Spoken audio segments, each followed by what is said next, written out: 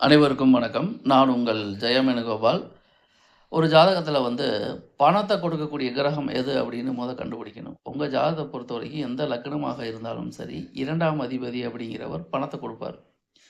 அந்த 2ஆம் அதிபதி எந்த விதத்திலும் பாதிப்பு இல்லாம இருக்கணும். 2ஆம் அதிபதி நீசமா இருக்கக்கூடாது, அஸ்தங்கமா இருக்கக்கூடாது, வக்ரமா இருக்கக்கூடாது, திதி சூனியத்தில இருக்கக்கூடாது, பாதகத்தில இருக்கக்கூடாது.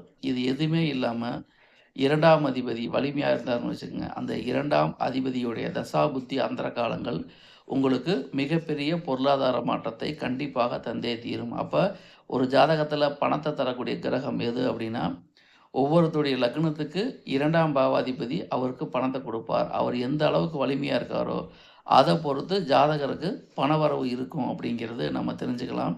2ஆம் அதிபதி பாதிக்கப்பட்டா பணம் வருவா என்பது ஜாதகருக்கு மிகப்பெரிய கேள்விக்குறி. இவை முழுக்க முழுக்க பொதுவான தகவல்கள். நன்றி, வணக்கம்.